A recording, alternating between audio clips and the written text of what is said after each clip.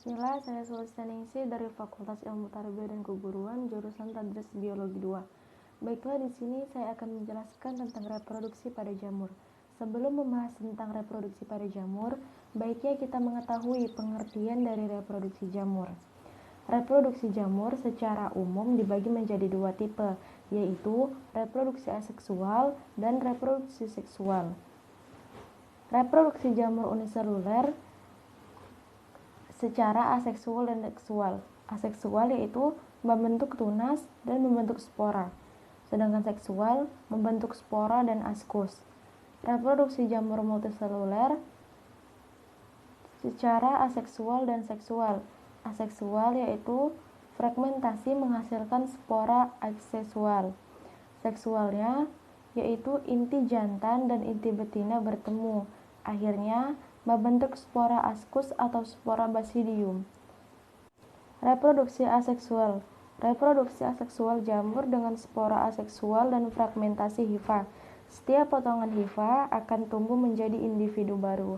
Pembelahan mitosis dan sel jamur yang haploid membentuk spora aseksual. Jika spora aseksual mencapai tempat yang menguntungkan, spora aseksual akan memulai pembelahan mitosis. Pembelahan tersebut menghasilkan miselium haploid baru yang secara genesis merupakan replika induknya. Reproduksi aseksual pada jamur lebih penting untuk perbanyakan spesies, karena menghasilkan sejumlah besar individu dan siklus aseksual terjadi berulang-ulang dalam satu musim. Metode reproduksi aseksual yang terjadi pada jamur sebagai berikut. Fragmentasi hifa yaitu setiap fragmen tumbuh menjadi individu baru.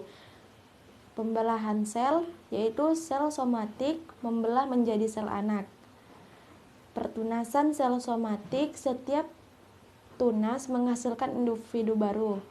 Pembentukan spora, setiap spora berkecambah membentuk tabung kecambah yang akan berkembang menjadi miselium. Reproduksi seksual. Reproduksi seksual jamur ialah dengan spora seksual. Spora jamur dibentuk di bagian atas miselium. Reproduksi seksual jamur terjadi melalui peluburan sel gamet haploid dari hifa yang berbeda dengan membentuk zigot yang diploid. Selanjutnya, zigot melakukan meiosis dan membentuk 4 gamet yang haploid.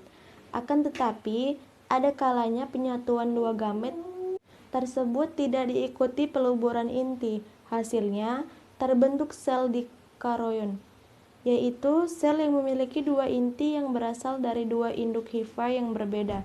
Gamet terkadang ditemukan pada struktur terspesialisasi yang disebut gametagium, yang berlokasi di ujung bagian hifa yang lainnya. Gametagium dari individu yang berbeda melebur menghasilkan zigot diploid. Reproduksi seksual. Reproduksi seksual pada jamur memerlukan dua jenis yang cocok atau compatible.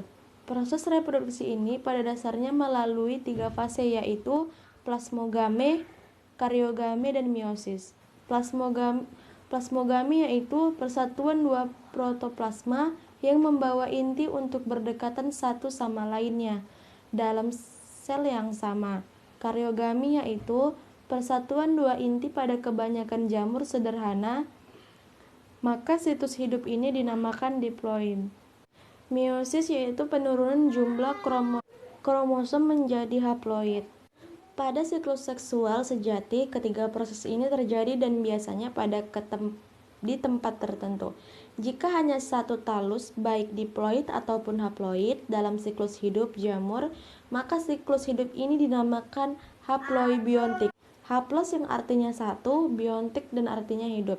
Akan tetapi, bila talus haploid diselingi dengan talus diploidik, diplo artinya dua, biontik dan yaitu hidup. Sejauh yang diketahui, jamur yang mempunyai miselium diploid adalah Oomycetes. Siklus hidup biontik terjadi pada jamur Alomyces, Oelomyces, parasit nyamuk, beberapa ragi, kemungkinan Plamodioporomicotta. Baiklah, hanya itu saja yang dapat saya jelaskan. Saya akhiri. Assalamualaikum warahmatullahi wabarakatuh.